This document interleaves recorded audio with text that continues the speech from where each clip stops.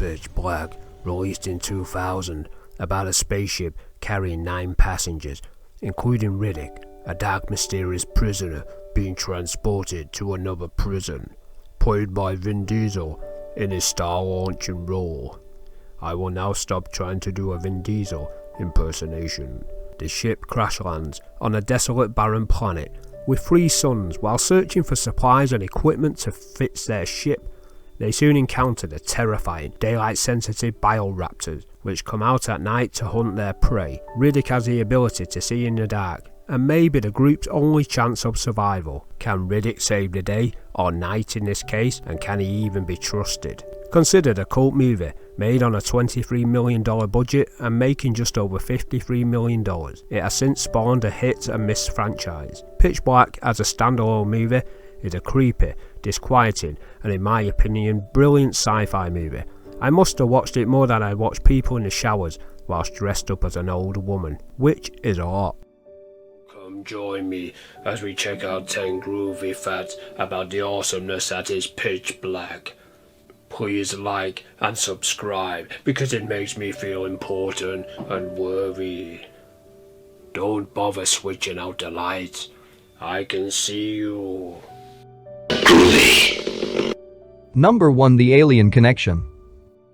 Back in 1998, director David Twohy, who had written for films such as Critters 2, The Fugitive, Waterworld, and directed The Arrival.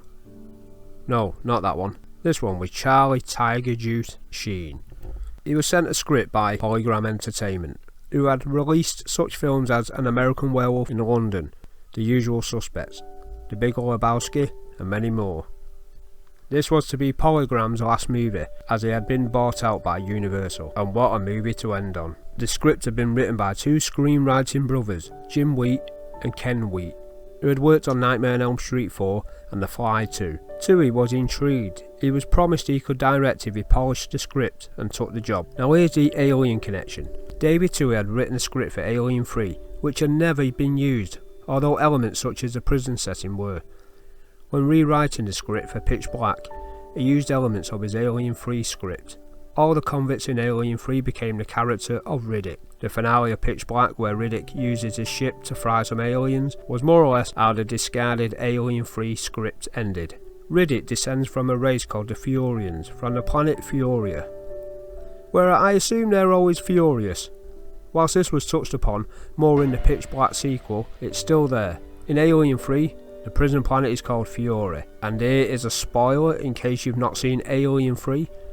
The character in Alien 3, Ted Jr. Giller, is a convict with a dark, murky past, who is redeemed when he helps save the protagonist in Alien, depending on which version you watch of course. He has a bald head and wears goggles too. Wait, where have I seen that before? The character of Riddick also has a redeeming arc too. So it would seem Pitch Black may have been an Alien 3 film if things had gone a little differently. Number 2. The script changes. So David Twohy was busy doing a rewrite of the Wheat Brothers script. Maybe he was cutting out the chaff. I know some of you will get that joke. You're too kind. We've just heard he used elements of his Alien 3 script, but there were some other changes to the original script too. The script was originally titled Nightfall, and the Riddick character was a convict named Tara Krieg, who descended from a race of barbarians. The character of E-Man, played by Keith David in the Pitch Black movie, was called Noah. They crash land into some ancient ruins that were inhabited by the bloodthirsty alien creatures. Oh wait, there's a little bit more to it.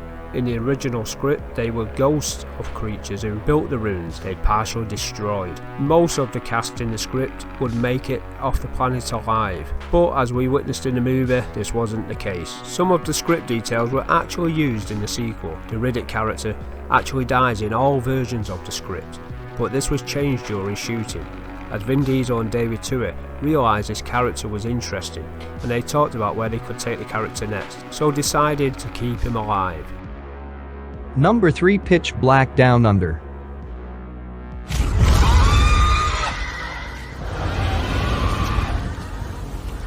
If there's one thing you can say about Pitch Black, it looks beautiful and off-key. There's actually a quietness to the scenery, as though there's something sinister about the area, waiting like Wolf Creek. but with flesh-tearing creatures. The movie was shot in Groovy, a town in South Australia, and after the description I've just given, I won't be working for the Australian Tourist Board anytime soon. Struth, I'm sorry Australia, I'm sure you're a great place. The town of Groovy is sparse and extremely isolated, with most of the residents living underground. It was an ideal location. Groovy was no stranger to the movie world, setting up shop there, for it had been the shooting location for films such as Priscilla, Queen of the Desert, Red Planet, and Mad Max Beyond the Thunderdome.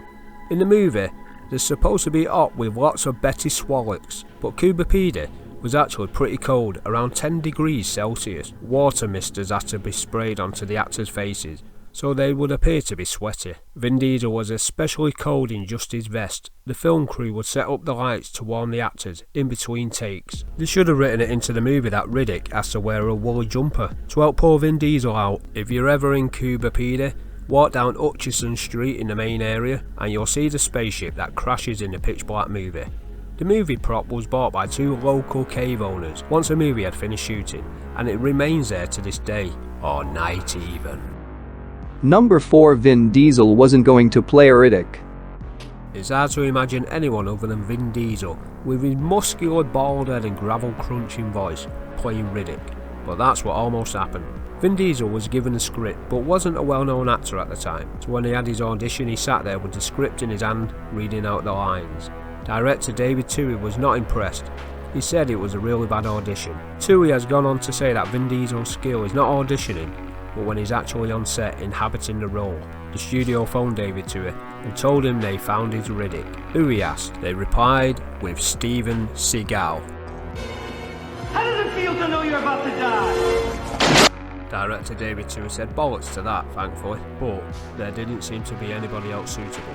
Luckily, he checked out a small film Vin Diesel had appeared in called Multifacial. I'm not sure what type of film that was, but I've seen a film called Multifacial. Had a lot of naked people in it. I don't remember Vin Diesel in it at all. Vin Diesel put on a decent performance in the movie, which encouraged David Twohy to cast him after arguing with the studio. I'm so glad Steven Seagal never got the role. If he had, it would have been more pitch cack than pitch black. Number 5. The RAPTORS. The RAPTORS, those ghoulish dark savouring creatures that go all alien and try to kill everyone, were designed after David Twohy in special effects, and most notably creature designer for many films expert Patrick Tatopoulos, excuse me if I pronounce that wrong, whose work has been seen in the likes of Spawn, Trick or Treat, Silent Hill and various underworld movies, to name just a few. They met up after deciding on the look of the creatures. Special Effects Workshop DNEG added the CG touches and John Cott's Creature Workshop came on board to help out. So John Cott and his crew sculpted a life-size version of the creature.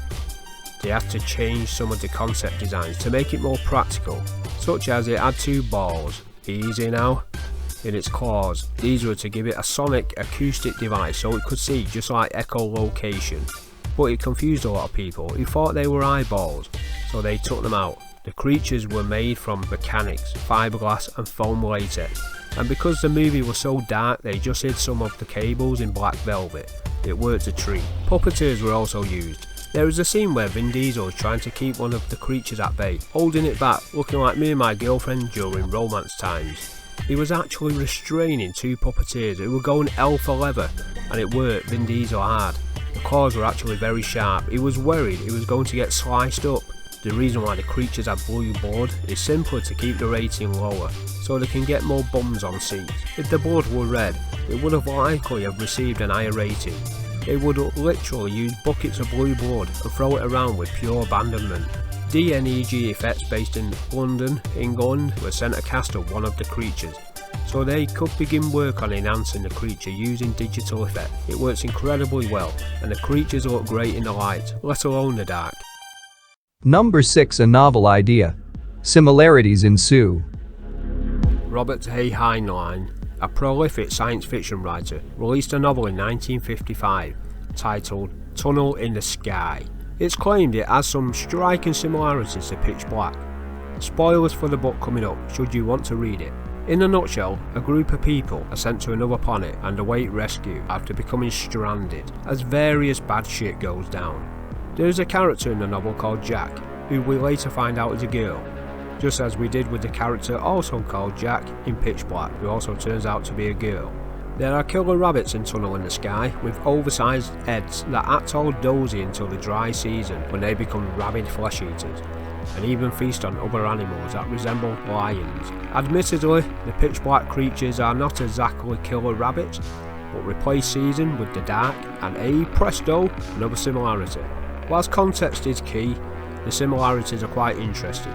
Could the writers who worked on the Pitch Black movie have read Tunnel in the Sky and it influenced some of the plot, or was it all just pure coincidence? What do you think? Number 7. Nightmarish Incident. It goes without saying there will be times when things go wrong on movie set, and Pitch Black is no exception. On the first day of shooting it rained heavily. Trucks carrying equipment were getting stuck in the mud. David Twohy had to shoot scenes inside the spaceship instead of the scene he had planned. It rained for 3 days straight, causing delays. The moment when Riddick is entombed in the Cyro chamber, blindfolded, and has to escape, he suddenly panicked. While shooting the scene, Vin Diesel suffered with claustrophobia and screamed at the crew to let him out. Let's hope they don't ask him to drive blindfolded in one of the Fast and Furious movies. During the shooting of one scene where Vin Diesel had to quickly pull open a tarpaulin to reveal the kid Jack, the tarpaulin was accidentally tied to the ground. Vin Diesel tore a muscle opening the tarp and no doubt screamed a few expletives. We're not ready for this. In the movie, Vin Diesel has to escape a second time by dislocating his shoulder to free himself from his restraints. He actually did dislocate his shoulder, which must have hurt like one hell of a motherfucker. The scene is actually in the movie, intact, unlike his shoulder.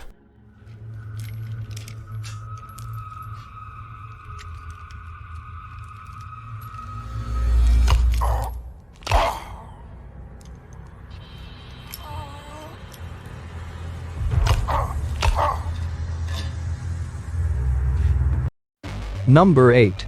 The Animated Movie. Whilst the film only made a small profit, with mixed reviews, it did well enough to generate a sequel, The Divisive Chronicles of Riddick.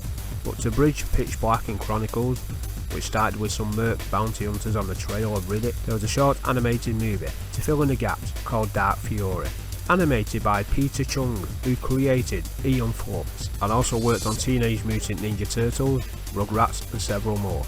Vin Diesel was on hand once more to voice the Riddick character, as well as Keith David, who also reprised his role as a mecha-seeking He-Man.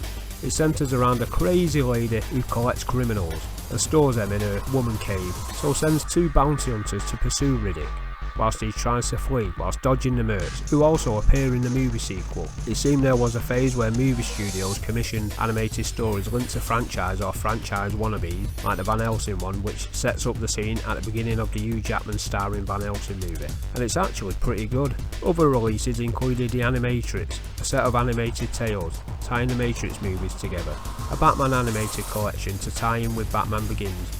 It's a welcome addition to the franchise, with some anime-style animation that at times is beautiful to look at, yet other times it's like being transported back to the 1980s and watching an imported cartoon.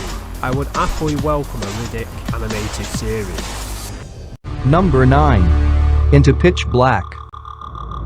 Now this was news to me, but there were talks of a Pitch Black TV show that was centred on the mercs that would bounty on people. It was talked about but never appeared. People who want to know why have been left in the dark. Anyway, what you may not know is there was a TV pilot of sort that was made. A policeman played by Brian Gant, who's appeared in Grimm and Criminal Mind. Isa Merc played by Elisa Sorn, who seems to have vanished off the acting earth. So they can track down Riddick, once again played by Vin Diesel. Made by KG Productions, it's a bit of a sad affair. You'll learn a little about some of the characters in Pitch Black, but not enough to warrant spending an hour watching it. It may be of interest to some who definitely need to see it, but it's sadly a bit dull. Number 10. Hi-Ho. The character of Riddick has had his eyes operated on before he went to prison, and his new eyes allows him to see in the dark, no doubt saving him from some drop in the soap time, as well as coming in handy for fighting off Pitch Black dwelling creatures. Where the hell can I get eyes like that? To give Vin Diesel that nighttime predator look in his eyes, he had to wear contact lenses that were especially made for the movie. The prototypes had never even been tested, and as Vin Diesel himself puts it, they were like putting car hubcaps over your eyes. Please excuse a really bad Vin Diesel impression. The first day of shooting, he couldn't actually get the contact lenses out. They were stuck in, like John Holmes at his peak. An optometrist had to be flown in, but they also came unstuck, or not as the case may be. But even they couldn't get them out. Vin Diesel ended up in hospital and had to have them removed. You could, for a brief period, buy official RIDDICK lenses, which were sold by LensQuest under the name Shine Job. Sadly, you cannot get hold of them anymore. They were a blink and you'll miss it purchase. I've decided to buy these RIDDICK contact lenses off Gumtree. It said they were official.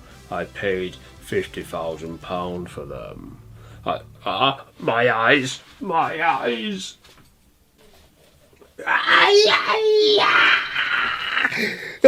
These are not official! Well, I hope you enjoyed that video about Pitch Black. If you did and didn't think it was pitch cack, please give it a like and subscribe. It definitely helps. Anyway, I'm off now. I'm going to fight some monsters in the dark.